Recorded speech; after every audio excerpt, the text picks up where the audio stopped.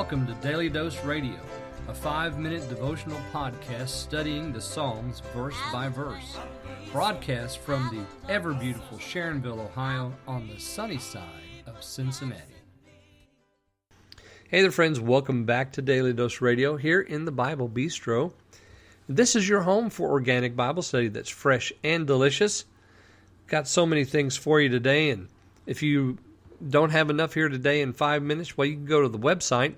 It's the Bible Bistro online, my-dailydose.com. That's the web address. You can go there and find all kinds of things, books and podcasts and pastor's letters and Bible Bistro University sessions and all kinds of stuff. So I hope you'll go there and check it out. That's my-dailydose.com. We're going to look today at verses 9 and 10 and 11 here in Psalm 140. David has been weaving this beautiful prayer with the description of the violent man. He begins with prayer, then he describes the violent man. He goes back to prayer. He describes the violent man in verse 5 and verse 6. He enters into a time of praise and worship, and then he comes back to request, further not his wicked device, lest they exalt themselves. So now we come to verse 9. Let me read for you 9 through 11. As for the head of those that compass me about, let the mischief of their own lips cover them. Let the burning coals fall upon them. Let them be cast into the fire, into deep pits, that they rise not up again. Let not an evil speaker be established in the earth. Evil shall hunt the violent man to overthrow him. Now, as I said, I think yesterday I was teasing at the end of the program about how David is making a suggestion here, and you'll notice the 4 things that he suggests happen to this violent man. Mischief covers him, burning coals fall upon him, he's cast into the fire, and that an evil speaker be not established. First thing here is verse 9, as for the head of those that compass me about. Look back up at verse 7. O God the Lord, the strength of my salvation, thou hast covered my head in the day of battle. Well, that covering was a covering of protection. Notice what he says here in 9. As for the head of those that compass me about, let mischief of their own lips cover them. So here's a covering, but it's not a good one. He's saying, let their mischief, and of course he mentioned mischief all the way back up there in verse 2, which imagine mischiefs in their heart. And that mischief that they've imagined, David says, let it cover them. The mischief of their lips. So we have the mouth again. We have it here in verse 9. We have it again in verse 11.